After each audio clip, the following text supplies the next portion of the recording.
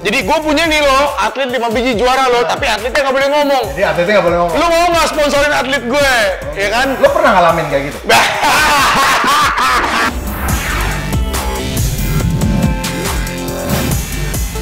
Theo Giting. Apa kabar bro? Baik bang. Waduh gila. Kita udah lama banget gak ketemu lo. Terakhir nikahan. Iya nikahan gua. 5 tahun lalu ya? Iya. Gua pikir begitu lu jadi juara, lu udah gak mau ketemu gua lagi. Asik. Sibuk pak, nyari hepeng. Theo ini terkenal dengan istilah singa karo. Kenapa singa? Enggak, gua nggak nanya karonya. Kenapa singa? Kenapa lu pilih hewannya singa? Gua kan dulu waktu gue masih tersesat dulu sebelum gue balik ke bela diri. Maksudnya tersesat? Otak gue tersesat. Oh, iya. Karena ada fase-fase itu setiap orang otaknya tersesat tuh. Fase-fase gelap lah ya. Terus kalau di agama gue kan percaya kan Tuhan itu gembala domba. Siap. Kalau ada satu filosofi yang gue suka, Tuhan itu adalah gembala singa. Oke. Jadi gue ngambil singa, lion, sebenarnya lion sebutannya. Betul. Terus kemarin ada pas obrolan gitu, pas namanya masih Theodorus the Lion Ginting, itu kan ada posternya juga the Lion Ginting. Orang bilang kenapa nggak ini aja bahwa ada sedikit sindiran-sindiran karo gitu. Oke. Oh iya juga, tapi kalau lion karo kan kayaknya agak cheesy banget tuh. Lion karo what kayak gitu kan. Jadi akhirnya singa karo. Terus pas kita cek singa karo belum ada yang pakai. Sebenarnya sih keunikannya doang sih. Gua pikir ada karakter dari singa tuh yang memang menurut lo itu memang membawa akhirnya nempel di karakter lo sebagai fighter. Tadinya gue pikir begitu. Ada juga sih bang. Memang kan hewan terbesar di hutan itu bukan singa. Iya. Tapi rajanya singa. Ada gitu aja. Betul. Kita orang kuat di MMA banyak, cuman rajanya cuma satu. Asik. Oh good. Dan itu harapannya kayak gitu. Harapan gue seperti itu. Dan itu udah lo buktiin kemarin. Udah gue buktiin kemarin. Oke. Bercerita sedikit walaupun udah lewat. Iya. Di fight terakhir itu kan udah ada setahun. Enggak. Sebulan lagi setahun. Lawan Ahong ya? Iya. Rudy Ahong ya? Iya. Yang pada saat itu yang gue tahu The King. Iya, dia The King. Iya, yang gue tahu tuh kan ya semua komunitas bela diri atau semua penonton One Pride itu kan tahu dia adalah power puncher. Iya, power puncher. KO, power puncher ya. Mike Tyson dibilangnya. Iya. Cuman pada saat itu lu masuk menjadi lawannya yang mungkin udah keberapa gua nggak tahu ya. Ke-10 ya. Ke-10. Pada saat itu gua berpikir gua kenal lu. Iya. Tapi bukan gua berarti mendisreditkan dia ya. Tapi gua pikir gue yakin lu punya kunci yang harusnya bisa lah istilahnya meredam dia gitu ya. Kalau nggak salah, gue nggak tahu lu baca apa enggak. Cuman gue sempet ngirim sebuah message yang baca tuh gue bilang, soalnya kan dia selalu mukul orang pasti jatuh. Iya. Gue bilang caranya lu harus ngerasain pukulannya. Itu memang bener. Itu waktu di Bali bang. Kalau lu terima? Iya, tapi memang bener. Kalau kita nggak tahu apa yang kita hadepin kan kita nggak akan tahu gitu gimana cara nanganinnya kan. Iya, makanya dan itu kan mungkin guys lu pada nonton pertandingannya dia sempat ngerasain itu. Sempat. Dan berkali-kali lagi bertubi-tubi. Ada goyang banget tuh waktu itu. Goyang yang pertama boom langsung anjrot kenceng juga. Iya, itu seru dan gue berpikir gini, maksud gue di satu sisi lo bertanding melawan dia di dalam cage. Kalau gue boleh tahu, lu seberapa deket sih mau? Nggak kenal sih. Oh, sebelumnya lu nggak pernah kenal? Kan kalau Bang Frans kan juga kan sebagai presidennya MPI, iya kan? Kan zaman gini aja zaman Bang Frans ngebangun Muay Thai. Pernah dengar nggak nama Rudy Ahong Gunawan? Ya kalau gue jujur sih belum, karena kan? gue pikir ya dia memang dari bela diri lain ya. Gue juga di beberapa bela diri gue nggak pernah dengar nama dia. Oke. Dan pas waktu gue One Pride pertama keluar kan gue memang udah pensiun kan, gue kan sekolah lagi kan sebenarnya kan. Gue agak shock juga ngedengar nama dia. Ternyata dia ada, dan pas gue browsing ternyata dia senior banget. Iya. Di MMA 2003 tuh dia udah bertanding, kalau nggak salah 2002 2003 tuh dia udah bertanding MMA. Terus dia nggak ada lagi. Iya.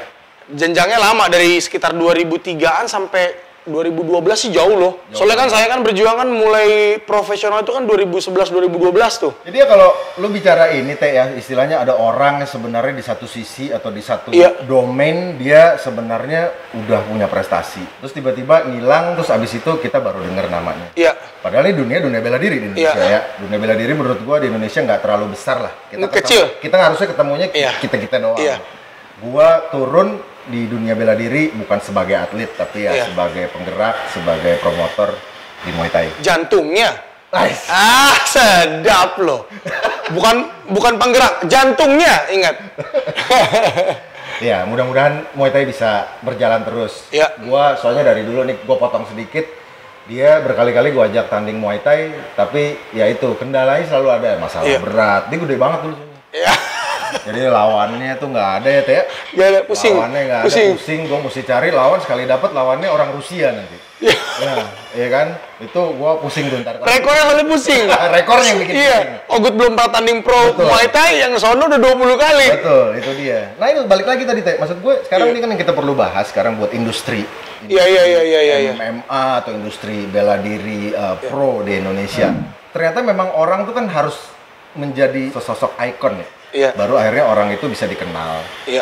Bisa, dan dikenal itu nggak boleh pendek gitu. Dan dia nggak boleh dikenal di satu prestasi, oh dia juara dengan sabuk A. Iya. Tapi orang mau tahu sebelumnya dia napak tilasnya seperti apa. Nah, iya. Pasti kayak gitu ya. Iya, benar. Gue pikir karena di Indonesia nggak bisa kita stick di dalam satu bela diri. Iya. Misalnya di boxing doang atau di Muay Thai doang. Iya. Nah, akhirnya anak-anak di Indonesia tuh kebanyakan mereka berpindah. Menurut gue sih sah-sah aja. Iya. Yang penting mereka konsisten. Iya. Dan kalau pada saat mereka menjalankan di MMA kayak lu, ya lu bener-bener MMA banget. Di Muay Thai banget. Di boxing banget. Dan lu pernah jalanin itu di kickboxing ya? Iya. Nah kalau dari lu sendiri, menurut pendapat lu nih ke depan nih harusnya bagaimana buat junior-junior lu, buat mereka tertrigger untuk menjadi seorang ikon? Satu, bagaimana memberikan knowledge itu. Kedua, membuat ketertarikan pihak-pihak tertentu. Pihak tertentu kan kayak private sector, perusahaan, sponsor untuk mau membina mereka. Karena kalau kita pemain profesional, kita nggak, ya memang tidak ada dukungan dari pemerintah. Iya, benar. Lu, kalau menurut gue sih udah saatnya ya, yang gue lihat ya dari perjuangan, gue ikut udah macam-macam bela diri lah, profesional lah, udah aneh-aneh lah yang gue lakuin. Buat sampai sekarang, kayaknya mesti banyak sektor TV juga yang ngebantu untuk ngepromote semua jenis bela diri profesional. Kayaknya gue lihat advantage-nya One Pride adalah dia di full support ya, bukan di full support. Memang One Pride itu ketuanya, memang ketua umumnya adalah pemiliknya TV One sendiri. Mestinya banyak TV-TV nasional lain yang juga mengcover bela diri lain. Karena memang kenyataannya animo masyarakat akan bela diri fight itu tinggi banget. Ya, demand-nya tuh tinggi banget karena memang dari zaman misalnya dulu gue tinju. Memang rating tinggi, paling tinggi di acara olahraga di TV itu adalah fight. Untuk salah satu olahraga sport ya? Cabang olahraga. Sebenarnya itu di atas tinju, di atas basket, bahkan di atas bulu tangkis. TV mungkin harus ngebantu sih. Karena dari exposure TV itu kan segalanya ya, Bang Frans ya. TV itu kan exposure yang paling tinggi yang bisa diraih di Indonesia lah. Kalau kita ngomongin Indonesia dulu lah. Dengan adanya exposure TV, itu bakal nge-trigger banyak company atau private sector yang bakal mau masukin branding dia di TV. Tapi begini, gua udah berkali-kali juga menghadapi ini ya, istilahnya calon-calon pendukung kita dari private sector. Image nih Teh, image bahwa olahraga bela diri ini takutnya membuat image brandnya mereka menjadi, kan karena kita berbandingnya kekerasan. Ya itu udah jelas karena kita bela diri. Jadi menurut gua harusnya memang bangkitnya itu dari si ikon-ikon si fighter-fighternya ini. Atlet. Benar. Atlet ini harus dikemas secara entertaining lah. Dia entertaining, dia bisa ngapain dan dia bisa mungkin bisa mewakili sebuah brand. Iya. Tapi itu kan harus ada knowledge yang disalurkan ke mereka. Iya. Nah ini kan kita belum ada. Menurut gua di kepromotoran di Indonesia nih belum ada satu departemen yang memang gua nggak tahu kalau lu di One Pride ada nggak sih satu departemen di dalam One Pride itu memang yang seperti yang mengulas fighter itu seperti apa? Mengulas seperti apa dan lu caranya untuk menjadi ikon ini seperti ini. Dan lu memang ada expert-expertnya di bidang entertainment yang mendidik lu untuk itu. Ada nggak? Kalau di One Pride kekurangannya justru di sana sih. Masih belum ada juga. Menurut gua bukan one pride aja. Tapi kita sekarang punya satu advantage, Bang. Kita era teknologi sekarang advantage-nya ada satu. Kita punya sosial media. Ya, oke. Nah, untuk meningkatkan awareness itu tadi bener kata Bang Frans, si icon-icon ini harus memulai channel-channel sosial media mereka sendiri yang di awareness sama orang. Karena dia pasti punya fanbase dong. Fanbase dia nanti ngelihat dari fanbase itu bakal ada fighter-fighter muda baru yang ngelihat. Karena kan di mata orang kan fighter itu kan cuman ya tukang buba pecah. Wow, seru. Ternyata kan di luar itu ada nilai-nilai yang lain bisa dilihat. Sebenarnya mereka nggak begitu. Untuk bisa naik ke atas ring, dia harus disiplin hidupnya, entah dia jaga makannya kayak tadi Bang Frans datang aja kita potong, saya masih olahraga pagi segala macam. Ya tapi memang nggak semua orang ya, Teh. Maksudnya nggak semua teman-teman kita yang sekarang jadi atlet memang punya kemampuan buat mempublish dirinya sendiri. Iya, betul. Memang mungkin itu kekurangannya. Mempublish dirinya sendiri atau mungkin memang harus ada nih kesempatan nih buat agent-agent untuk mulai memberikan pengetahuan bagaimana menjadi public relation atas dirinya sendiri. Iya, betul. Kayak lo, gue yakin itu lo udah nggak perlu. Lu udah punya kemampuan skill public speaking. Tapi menurut gue semua atlet kalau mau jadi icon harus kayak gitu dan itu akan mengorek hati ya mungkin yang calon-calon supporter ini dari private sector, brand-brand. Iya, benar. Wah, ini kayak bisa nih jadi brand ambassador. Benar. Setuju? Benar. Semua atlet itu berhak mempunyai kesempatan itu, semua. Iya. Emang walaupun memang bener kata Bang Frans harus dimulai dari icon-icon itu, tapi semua tuh sebenarnya. Tapi gue pernah denger loh dari atlet-atlet amatir. Ternyata waktu pas zaman mereka di tahap amatir, ini pengakuan ya? Iya. Ya, gua nggak usah sebut karena dari beberapa orang yang ngomong. Mereka ada yang katanya memang nggak boleh ngomong. Ya paling nggak, at least mempromote dirinya. Gua nggak tahu kenapa. Oh itu biasanya itu advantage dari si pemilik camp atau pengurusnya, PB-nya. Pada saat mereka amatir. PB-nya. Nah, ini lu bukan nyalain PB dong? Bukan. Cuman pasti ada sektor yang menguasai mereka, yang pengen ngambil advantage dari mereka. Jadi gue punya nih loh, atlet 5 biji juara loh, tapi atletnya nggak boleh ngomong. Jadi atletnya nggak boleh ngomong? Lu mau nggak sponsorin atlet gue, ya kan? Lu pernah ngalamin kayak gitu? Gila. Nanya pernah apa nggak? Gila.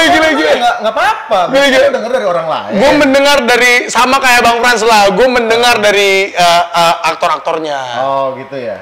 Tiba-tiba bisa ada duit bonus. Sebenarnya kita nggak tahu duit bonusnya berapa. Iya. Kan yang berhak tahu kan juga sebenarnya kan atlet. Loh sebenarnya kalau duit bonus kalau dari asosiasi istilahnya beri barrier. Yang kita dulu bilang barrier mereka nggak boleh ngomong, mempromot dirinya, mempublish dirinya. Berarti kerugian buat PB-nya juga sebenarnya, asosiasinya dong. Oh iya, iyalah. Tidak berhasil nih mereka melahirkan seorang ikon. Iya. Tapi kalau mereka biarin mereka lepas gitu kan, manajemen mungkin dipegang sama asosiasi. Nggak ada masalah dong? Nggak ada masalah sebenarnya. Lo selama ini gue biayain ada gajinya, pembinaan lo, sampai platnas, porprov semua segala macam. Itu kan kewajiban mereka. Berarti kan memang gue pernah mengajukan ini pada saat ada rapat di BOPI. Bahwa sebenarnya harusnya PB itu amatir. Tapi ngebinanya harusnya profesional ya. Oh iya dong. Pembinaan harus selalu profesional. Harus. Ini kan ngomong amatir dan profesional, itu lu setuju nggak? Itu kan cuma pertandingan. Pertandingannya, sistem pertandingannya doang. Pertandingan. Iya. Kita memberi knowledge bahwa lo dari tingkat amatir pelan-pelan lo akan menjadi atlet yang profesional. Iya. Boleh nggak menurut lo balik ke amatir? Menurut gue sih boleh-boleh aja. Boleh. Boleh aja sih menurut gue sih. Cuman kayaknya nggak fair aja lah.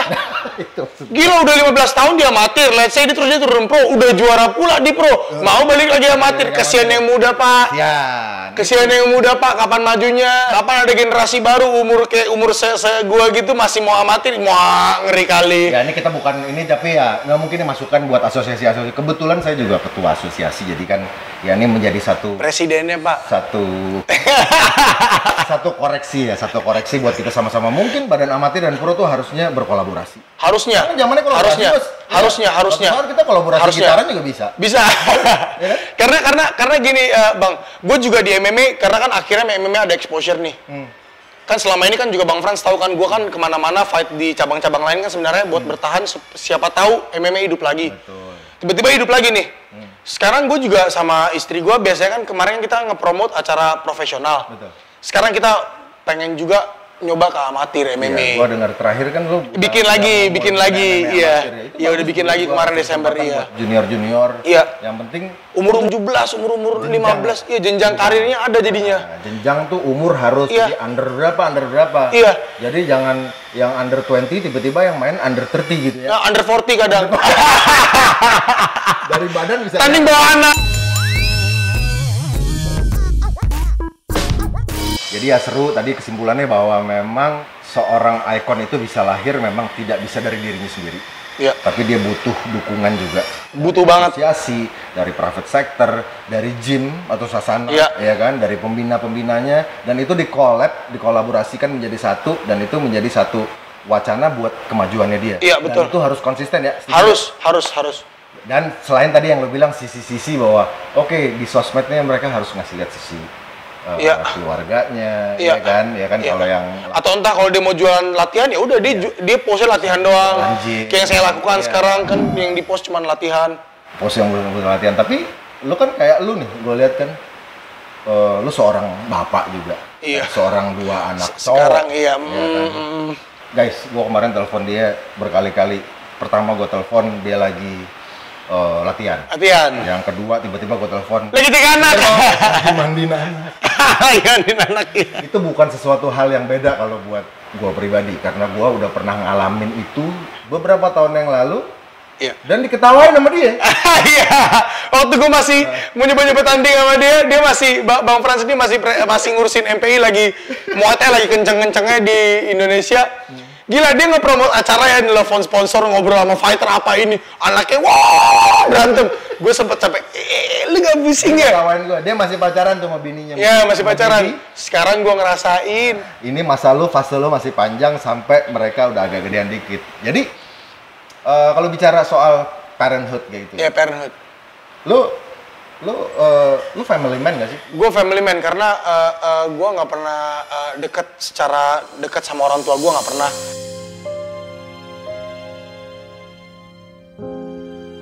Gue pengen anak-anak gue ngerasain apa yang gue nggak ngerasain dulu.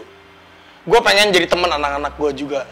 Karena lu nggak ngerasain itu? Karena gue nggak ngerasain itu. Sama sekali? Sama sekali, sampai sekarang masih ngobrol tuh kayak lihat-lihatan, oke pulang ya Pak, dadah. Gitu. Oh gitu? Iya. Dan itu lu nggak mau pulang? Nggak mau. Kedua anak lo ini? Iya, mungkin karena dulu bokap gue sibuk juga kali, kesian juga kan. Gue nggak bisa nyalahin juga, karena kita kan strugglingnya lumayan keras kan keluarga kita. Tapi gue pengennya, gue juga sekarang struggling keras banget. Cuman gue memilih untuk merumahkan semua struggle gue. Kayak gue berjuang di olahraga, gue rumahkan sekarang di rumah gue sendiri. Jadi at least sesibuk apapun, secapek apapun, gue tetap lihat dia gitu. Iya, jadi walaupun lo kayak tadi lagi bener-bener training hard. Iya, ada nongol tuh anak tiba-tiba ikutan dia. That's good. Tapi menurut gue di satu sisi kalau lo sebagai seorang fighter, lo ngalamin itu dan lo merasa lo klaim bahwa diri lo memang lo family man. Ya terlepas dari history lo pada masa kecil lo itu relatif, tapi paling nggak lo membuat kedua anak lo, keluarga kecil lo ini menjadi satu part dari karir lo gitu kan? Iya. Jadi satu part perkembangan karir lo. Ada suatu quote yang gue suka dulu waktu gue kecil. Gue inget, pokoknya time gue sama bokap gue tuh selalu gue inget satu yang selalu gue inget adalah film Godfather. Oke, Godfather. Vito Corleone bilang, a man can never be a real man if he never spends time with his family. Hai.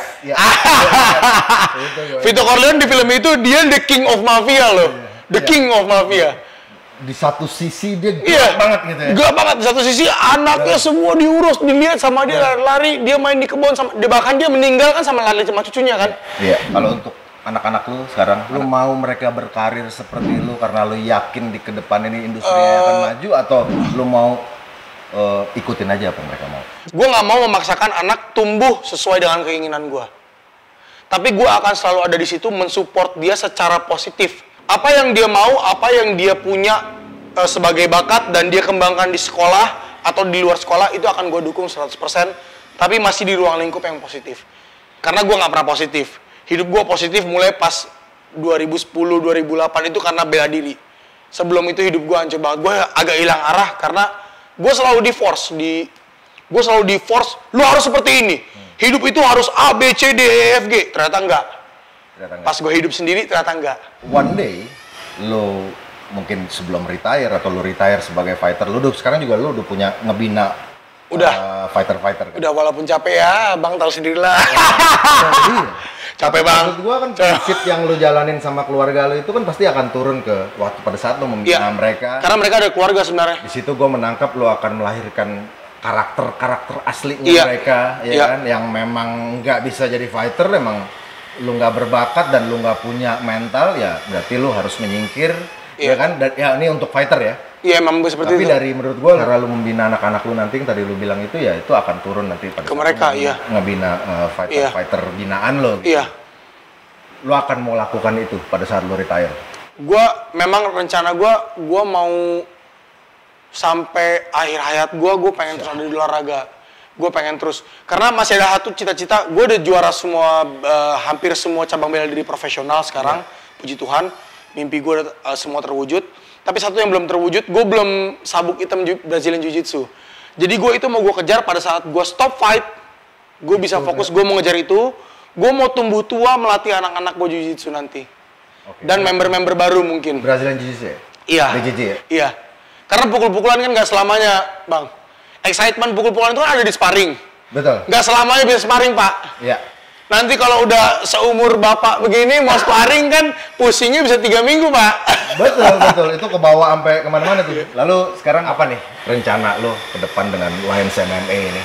Rencananya, maksud gua, lu mau fokus cuman hanya di kayak tadi lu bilang Brazilian Jiu-Jitsu, apa memang bener-bener semua cabang akan mensupport MMA? Selama hidup gua nggak pernah mengkotak-kotakan, karena gua selalu dikotakan ya.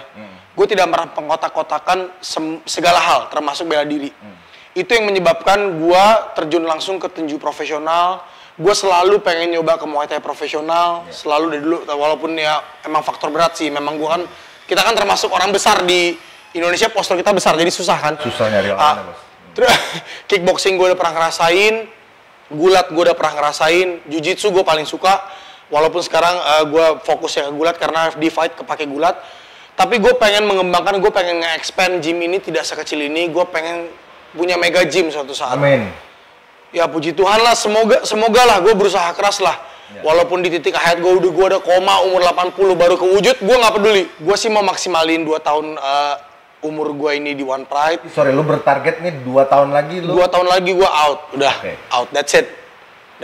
Udah cukup lah, gue 12 tahun fight, nyoba kanan kiri.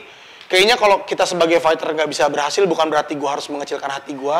Kan gue bisa membina juga kan. Iya dong, prestasi itu kan bisa lu sebagai pembina. Dimana aja bisa, selama kita melakukannya bener ya.